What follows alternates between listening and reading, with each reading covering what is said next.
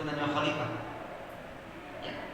Jadi khalifah di sini menurut tafsir Jalalain yaitu seseorang yang menjadi wakilku untuk menjalankan hukum-hukum Allah.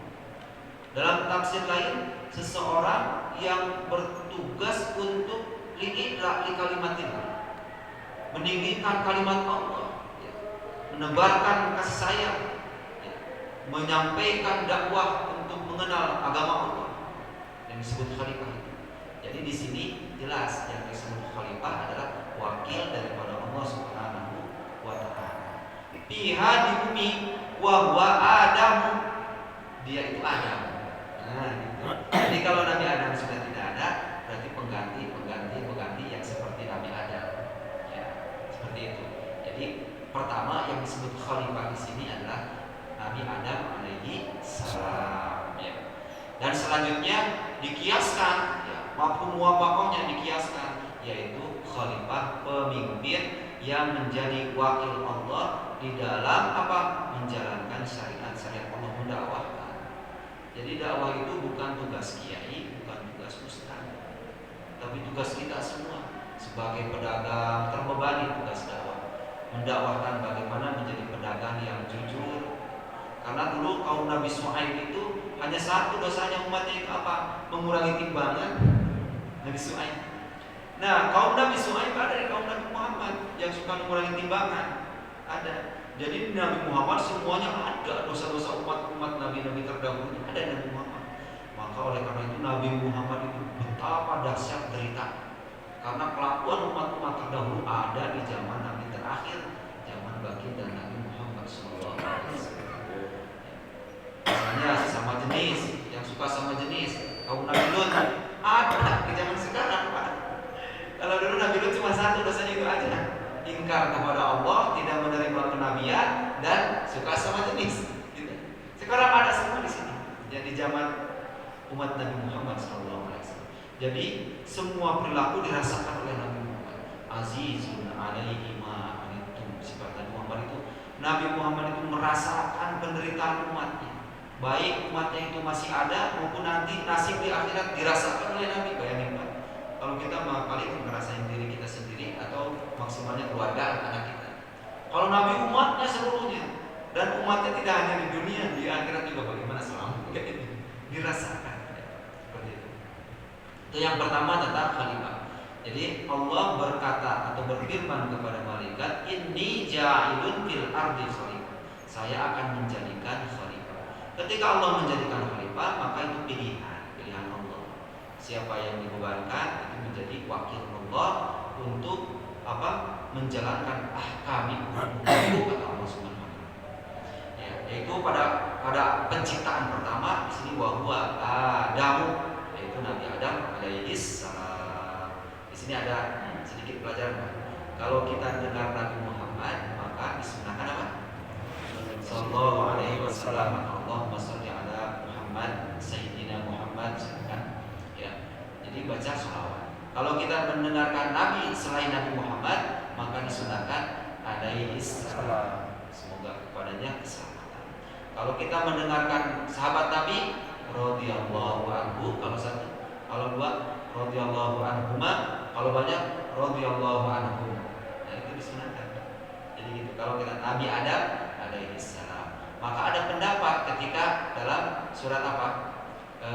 Suhufi Ibrahim wa Musa. Suka dengar kita alaihi wassalam. Ya, kepadanya berdua keselamatan. Itu ada dasarnya sebenarnya ya. Cuma ada perbedaan pendapat, ada yang bolehkan atau ada yang tidak. Nah, dasarnya itu tadi disunahkan tadi. Ya, disunahkan. Suhufi Ibrahim wa Musa. Yang disebut Nabi dua, Ibrahim dan Nabi Musa. Itu Nabi ulul azmi, Nabi pilihan. Ulul azmi itu ada 5. Mimin, mim pertama Nabi Muhammad, I-nya Ibrahim, mim kedua Musa, I-nya ketiga ya, Isa, terus nunnya Nuh. Nah, itu mimin. Nabi yang hebat itu 5, Ibrahim. Disebut dengan ulul azmi, Nabi ulul azmi, Nabi pilihan yang super itu. Dan yang induknya pertama Nabi Muhammad sallallahu alaihi wasallam. Itu. Maka ketika suhufi Ibrahim wa Musa di surat apa? Baik, Pak Haji, siapa iblis ya. Maka suka ada yang alaihi wassalam, alaihi ma, kepada berdua Nabi Ibrahim dan Musa keselamatan. Kita suka gitu ya. Ada dengar? Ya jangan disalahin Pak. Ini namanya sunnah. Kalau dibaca boleh, jika dibaca juga nggak apa-apa. Nah itu. Kalau ya, maka berkata siapa malaikat? Malaikat berkata karena berdialog dengan Allah. Ataj'alu fiha, apakah engkau ya Allah akan menjadikan fiha di muka bumi man, seseorang, seseorang itu orang, yufsidu fiha, yang berbuat kerusakan fiha di muka bumi. Dengan apa disini tafsirnya? Bil ma'asi, dengan kemaksiatan. Jadi membuat kerusakan dengan kemaksiatan ya. Jadi kerusakan sama dengan kemaksiatan, namanya kerusakan ya. Dulu saya ngalamin waktu di kampung, itu minum air got Pak depan rumah, bocor gede, diminum nggak apa-apa. Sekarang disebut orang gila, di depan rumah kita di got diminum, karena kualitas airnya udah beda, telah mengalami kerusakan bumi ini, ya kerusakan. Nah di sini maksudnya yang dimaksud kerusakan di sini bil ma'asi, dengan kemaksiatan, menebang pohon secara brutal, misalnya hutan, itu maksiat. Jangan dianggap enteng, dosanya kecil itu. Ya kalau tidak diukur. Bahkan di Jerman itu kalau nebang pohon hutan itu hari Rabu kan. Ketika menebang tanam lagi. Maka Jerman salah satu hutannya yang bagus dia lupa hutannya. Kalau kita satu hari berapa hektar ya rusaknya. Nah itu karena dengan apa? Dengan kerakusan, dengan apa? Kemaksiatan yang dilakukan, tidak ada pertimbangan sehingga membabi buta. Bahkan Indonesia itu punya bom atom yang lebih dahsyat sebenarnya menurut para peneliti. Kalau Rusia punya nuklir, Amerika atau dan atas lainnya itu punya nuklir, Israel punya nuklir, Indonesia itu nuklir lebih hebat. Kalau Kalimantan aku saja itunya hutannya, itu penguapan pemanasan global dahsyat itu sebagai nuklir. Tuh, walaupun nggak punya nuklir, senjatanya resmi, tapi itu adalah senjata yang luar biasa. Maka harus dijaga, disebut dengan paru-paru dunia. Wa yasfikud dima, dan salah satu sifat manusia itu menumpahkan darah. Jadi yufsidu fiha, ya, berbuat kerusakan di bumi, wa yasfikud dima, dan menumpahkan darah. Nah ini yurikuha, menumpahkan darah, bil qasli, ini tafsirnya, bil qasli, dengan pembunuhan. Jadi sepanjang sejarah yang namanya peperangan, pembunuhan ada. Sudah jadi ternyata sunatullah Pak. Ini ada di tafsirnya. Namanya peperangan, tapi bagaimana keadilan Allah ditempatkan? Aman itu lama, panjang aman itu. Tapi kalau perang terbatas, tapi dengan terbatas rusaknya melebihi zaman waktu aman. Bangun rumah berbulan-bulan Pak, merusakin sejam juga rusak. Ya. Bangun rumah ini, musola ini indah ini, berapa bulan Pak? Ada bulan ya?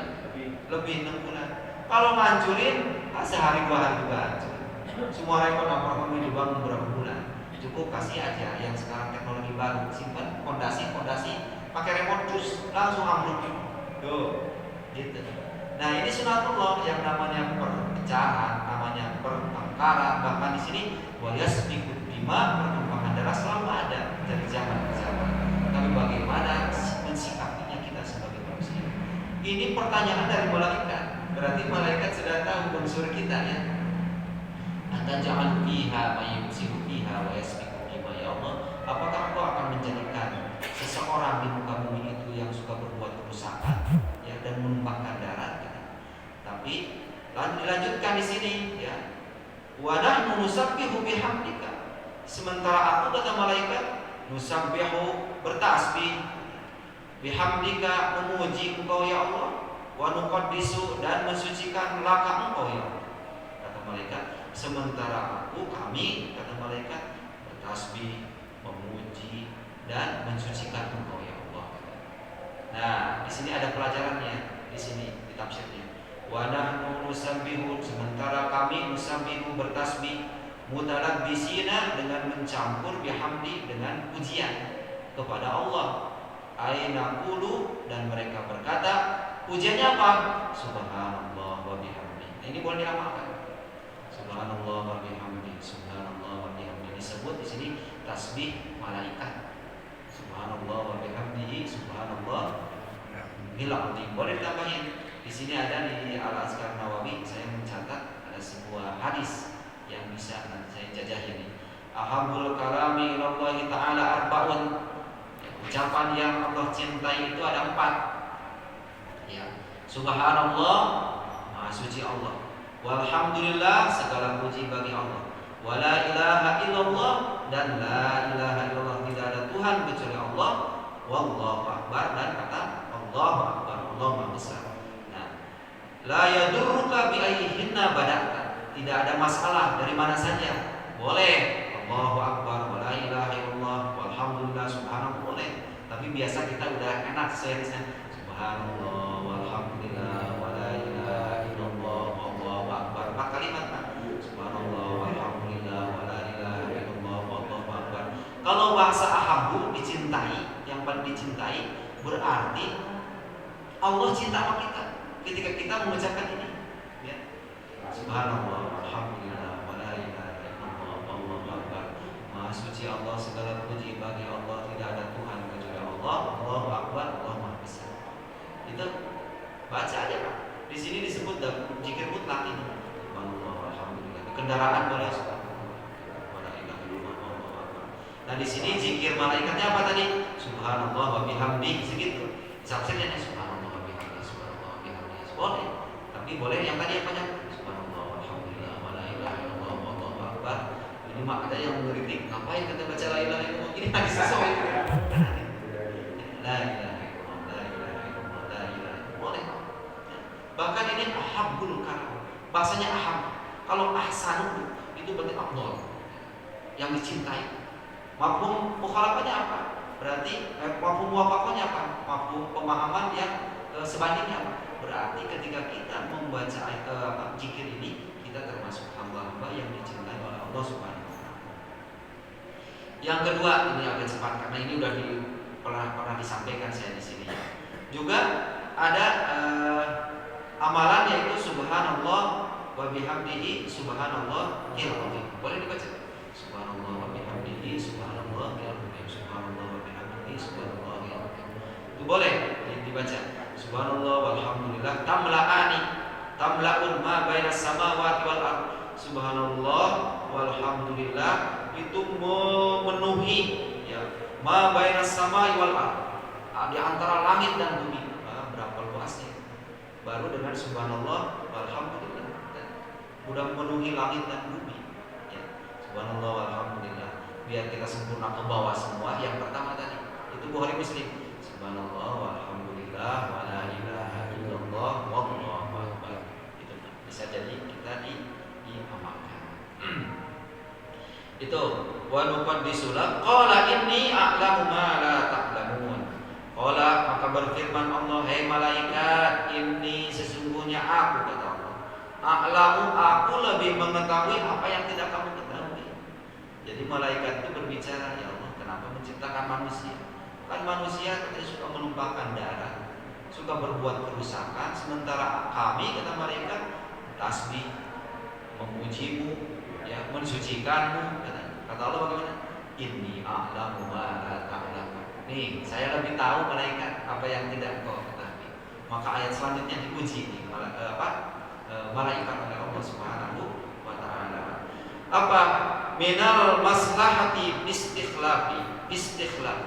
Jadi aku mengetahui apa? Mengetahui kemaslahatan dalam penciptaan Adam ini, penciptaan manusia ini, dalam penciptaan khalifah ini, ya.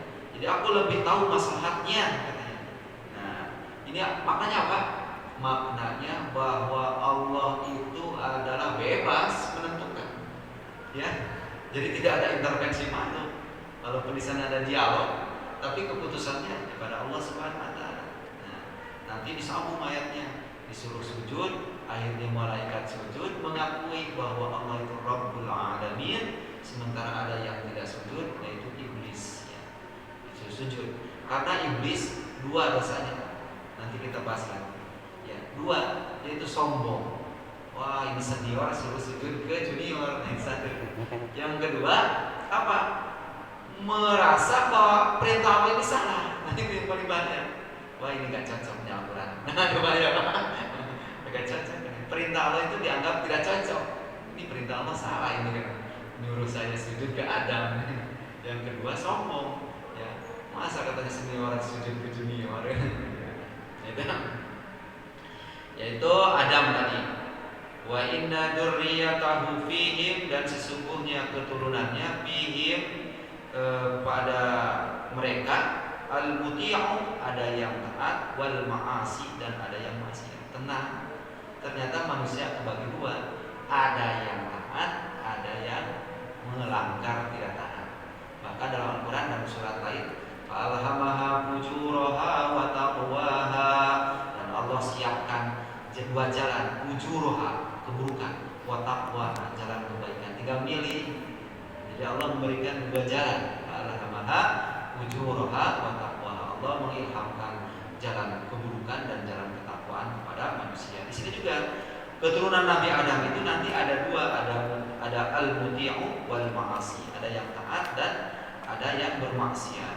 Wa yadharul adlu, lalu mengalahkan al-adlu keadilan bainahum di antara mereka, dan nanti keadilan orang yang taat, orang yang benar akan mengalahkan keburukan. Ya. Makanya ja'al haq wa jahaqal batil innal batila kana zahuqa. Seolah-olah kebenaran itu kalah, tetapi endingnya, karena ini adalah kepastian dari Allah, innal batila kana zahuqa. Sesungguhnya keburukan, batil itu pasti akan kalah. Ya. Tapi ya tadi, kalau bersabar, ya, kalau tidak bersabar ya kita kalah gitu. Harus bersabar. Bahkan kata Sayyidina Ali, kebaikan yang tidak terorganisir, tidak termanage, maka akan kalah dengan keburukan yang termanage. Wah ini tapi strukturnya nih, maka akan mengalahkan keburukan, kata Sayyidina Ali. Maka dari sekarang kita bisa memilih, yaitu kebaikan dengan terus dengan mempelajari ilmu-ilmunya biar termanage ya. Karena dulu udah keyakinan kepastian, ja'al haq wa jahaqal batil innal batila kana zahuqa. Wa qalu la yakhluqa rabbuna khalqan, dan malaikat berkata la yakhluqa, tidak menciptakan rabbuna Tuhan kami khalqan kepada makhluk akrama alaih, yang lebih mulia alaihi daripadanya, minna dari kami. Jadi Adam itu mulia. Di mana mulianya? Ketika memaksimalkan potensi akal. Karena malaikat tidak punya akal. Malaikat sifatnya taat kepada Allah, tapi manusia diberi akal, diberi pilihan. Ketika manusia memilih jalan takwa tadi, maka derajatnya itu lebih akram, lebih mulia daripada siapa. Tapi sebaliknya, kalau manusia memilih jalan yang buruk, maka balhum adall, bahkan lebih rendah daripada binatang sekalipun.